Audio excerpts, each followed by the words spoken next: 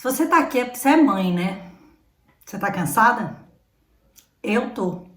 Bora conversar sobre isso? Tá boa, amiga. Eu sou Simone Cortes e você está no Vermelho do Batom. Aqui a gente conversa sobre as nossas questões, as questões femininas. Vem comigo vermelhar esse batom? A maternidade é a tarefa mais complexa e o maior desafio que eu me dei e também que eu recebi na minha vida. Eu sou uma mãe divorciada, mas observando as mulheres ao meu redor, eu vejo que a maternidade, o cuidado e a responsabilidade do cuidado com os filhos é bastante custosa e bastante difícil para todas as mulheres, mesmo para aquelas que estão nas estruturas mais tradicionais de família. Há 16 anos, se eu for considerar a gravidez, eu dedico uma parte considerável da minha vida ao cuidado com o meu filho. E não tem sido fácil, não. E falando a verdade, às vezes cansa. Às vezes não. Muitas vezes cansa.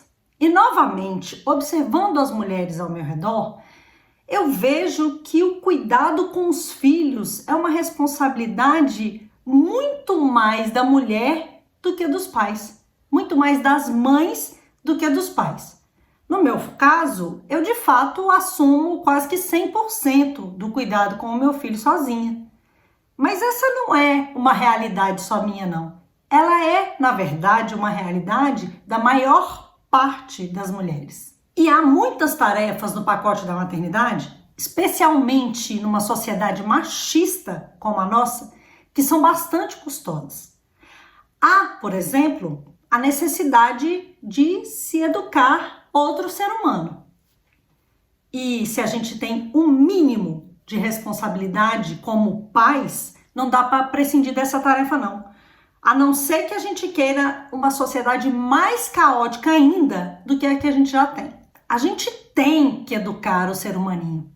E, por favor, pais, que nós façamos isso. Daí tem também a demanda com a educação escolar. Tarefas, agendas, provas. E depois tem os cuidados físicos. Alimentação, higiene, saúde. E tem ainda a atenção que a criaturinha linda demanda, merece e precisa. Tem o lazer. E tem a responsabilidade na formação do vínculo, que também é tarefa dos pais. Porque quem estabelece a ponte entre pais e filhos são os pais.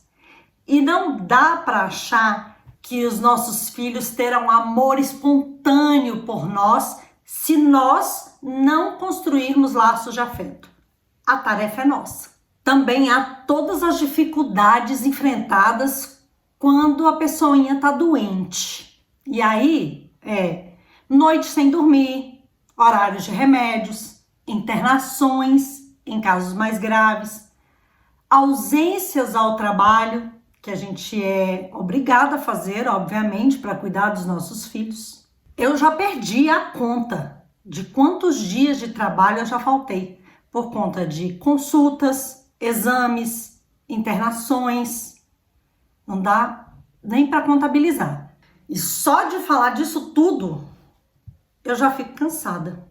Você também, provavelmente. E eu fico pensando que se a gente soubesse disso tudo com antecedência, se a gente não ia pensar mais vezes antes de ter um filho. E diante disso tudo, na real, não tem como não ficar cansada. E muito cansada. E a gente sabe bem que é um tempo que vai passar. Mas enquanto tá rolando, é tudo menos fácil. E às vezes também a gente sente falta da gente. Sente falta do nosso tempo, de ter tempo pra gente, de sair, se divertir, ser dona do próprio tempo. E há ainda uma outra questão bastante séria, que eu já toquei lá no início, que é a questão da divisão dos papéis na parentalidade. Porque, por observação, e também por leituras, e por tudo que a gente vê socialmente, a divisão de papéis ainda é muito injusta. E a mulher, a mãe, assume muito mais responsabilidades que o pai. Isso de longe. E a gente não precisa ir muito longe para ver isso, não. Basta olhar para dentro da casa da gente, provavelmente. Arrisco dizer que a maioria de nós que está vendo esse vídeo agora vai concordar com o que eu estou dizendo aqui. E diante dessa realidade, a gente se vê na necessidade de uma reestruturação de papéis de parentalidade, para a estrutura ficar mais justa, mesmo nos modelos mais tradicionais de família. A gente sente aqui, na pele, a necessidade dos papéis serem melhor distribuídos. Dia desse eu conversava com um amigo e ele tem filhos com mães diferentes. E a despeito de ele ser um pai bastante presente na vida dos filhos dele e que também assume bastantes mais responsabilidades do que a maioria dos homens que eu conheço, mesmo assim eu afirmei a ele que ele era machista. Daí eu perguntei se as mães dos filhos dele assumiam mais responsabilidade no cuidado com essas crianças do que ele. Ele engasgou e respondeu que tentava assumir mais responsabilidade. Ao que eu argumentei que se ele até agora, mesmo tentando, tem bancado essa estrutura, então ele é machista. Porque ele está numa posição de privilégio. E talvez ele nem percebesse isso, mas ele está numa posição de privilégio. E se ele está numa posição de privilégio e banca isso, e topa isso, e ok, isso nada mais é do que machismo. E nesse aspecto, o machismo pode ser comparado ao racismo estrutural. Quem está em posição de privilégio, às vezes nem percebe que está. E se percebe, pode não querer abrir mão do privilégio que vive. E aí, quem é que grita? Quem é que reclama? Quem está sofrendo, né? Quem está pisando no pé do outro, está com o pé por cima, não está sentindo dor. Às vezes nem percebe que está pisando. Mas quem está com o pé por baixo é esse que vai dar o grito e dizer: opa, tá doendo. Então, somos nós mesmos que reclamamos. Porque dói é na gente. Há ainda uma outra questão complexa na maternidade, que é a questão do trabalho. As pesquisas em ciências sociais mostram, e a gente também sente todos os dias, o quanto a maternidade impacta a nossa vida profissional. Então vamos fazer um bolo aqui, com isso que a gente chama de maternidade, e vamos colocar aí dentro toda a responsabilidade que a gente tem como mãe e essa dificuldade aí com a divisão de papéis na parentalidade. Vamos colocar o impacto na nossa vida profissional e vamos colocar nesse bolo também a questão do nosso tempo, o tempo que a gente pode dedicar pra gente. E vamos pensar nisso aqui com mais cuidado. Se formos pensar na estrutura tradicional de família, daquelas mulheres que são casadas com os pais dos seus filhos, mesmo nesses casos, os pais em geral têm lá o tempo para jogar o futebol deles, para tomar a cervejinha com os amigos e principalmente para se dedicar com tranquilidade à sua vida profissional. E são poucas as mães que podem abrir a boca para dizer que tem esse privilégio todo. Se formos pensar no caso de mães divorciadas como eu, que criam os filhos sozinha e também ainda são a maioria, nesses casos, vamos pensar nos pais. Os pais podem pegar os filhos no fim de semana quando querem.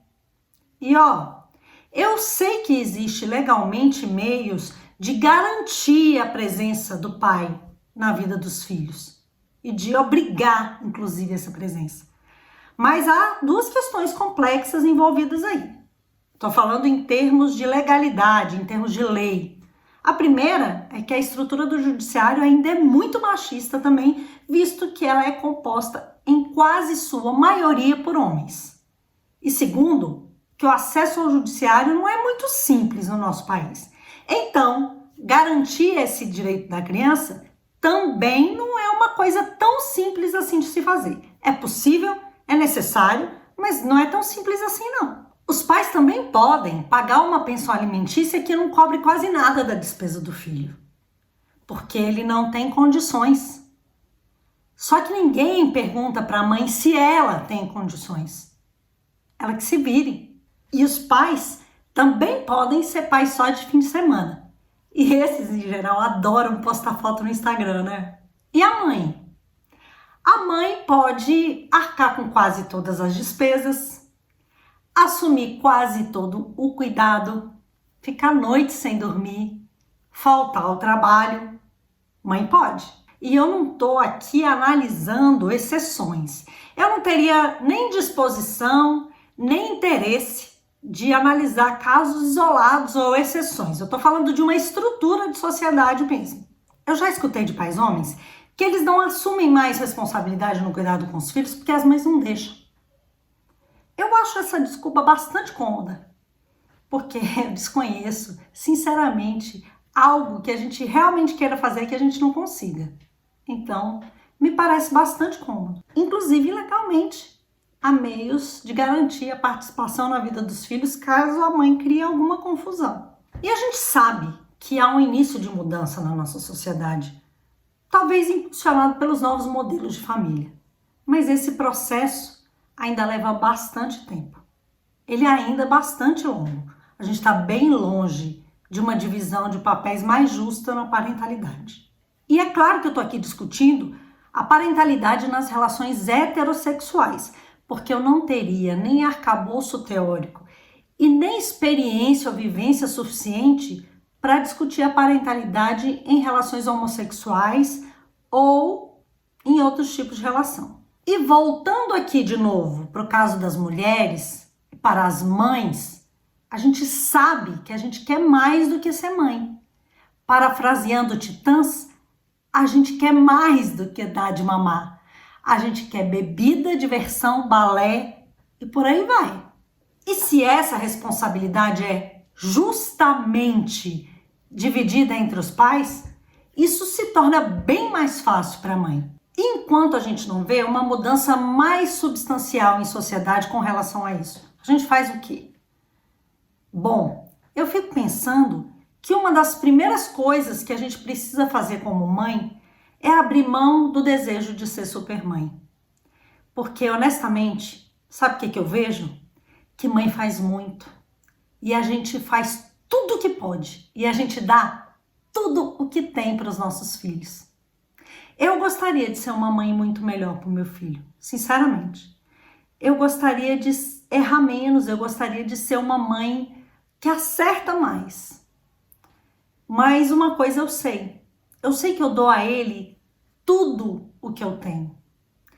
Eu faço para ele tudo o que eu dou conta. E isso apazigua um pouco a minha alma. A gente vive como mãe uma grande angústia de não saber nunca se está fazendo o suficiente e de não saber se vai dar bom. Isso também é bem pesado. E daí eu tenho que ficar cuidando o tempo todo aqui. Porque se a gente deixar, o nome de mãe é culpa. A minha mãe sempre dizia que a gente como pais precisa acertar mais do que errar. E olhando aqui para o meu umbigo, eu honestamente não sei dizer se eu estou acertando mais que errando não. O tempo dirá. Eu espero que sim, né? Mas eu também sempre digo que a maçã não cai muito longe do pé. E eu espero mesmo confirmar essa tese aqui dentro da minha casa. Como mãe, eu espero que tudo que eu dou para o adolescente chatinho que reside aqui em casa, ao qual eu chamo de filho, eu espero que tudo o que eu dou a ele seja suficiente para que ele seja uma pessoa realizada, feliz, saudável, íntegra. Espero muito. Por fim, nesse desabafo sincerão da maternidade, sem idealizações e tirados todos os véus, eu sou muito feliz por ser mãe. Eu queria muito ser mãe e sou muito feliz por ter tido essa oportunidade, por ter essa oportunidade. E tudo bem para quem não quer ser mãe. Tudo bem para a mulher que não quer ser mãe. Esse é um outro debate que a gente precisa vencer. Tudo bem. Essa é uma responsabilidade grande demais. E que só tem que assumir quem tá muito afim. E quem não tá, ok, tá certa de não fazer. Não tem problema nenhum nisso. Não tem problema nenhum com letras enormes em caixa alta. Tudo bem, mas no meu caso, eu sou muito feliz de ser mãe. Eu quero destacar que a maternidade é a maior experiência de amor que eu já tive na minha vida. Eu digo ao meu filho que ele me ensinou a amar. E aí eu tô falando de um amor sem idealização, sabe por quê? Porque amar outra pessoa não é fácil, não. E tirando as idealizações, mesmo assim, é a experiência de amor mais rica que eu já tive é a maternidade. E eu sei que essa etapa da vida vai passar. E até lá a gente vai se ajustando, sendo resiliente, aproveitando, criando laços de afeto. Por fim, para encerrar e sem idealizações e compartilhando mais uma angústia materna, eu espero sinceramente estar fazendo mais bem do que mal. Eu espero estar acertando mais do que errando. E desejo sinceramente que aí você também esteja acertando mais do que errando. E que no fim a gente possa ter o coração tranquilo, que a gente deu o nosso melhor. Que a gente deu. Se esse conteúdo fez sentido para você, se você se identificou com o meu desabafo dessa maternidade sincerona, dá um joinha e escreve aí nos comentários como é para você essa experiência louca, insana, rica e linda da maternidade. E para continuar acompanhando os nossos papos de mulher, se inscreve aí no canal e segue a gente lá no Instagram também. Lá a gente continua esses papos com outros formatos. Beijinho pra você e vem comigo vermelhar esse batom, menina.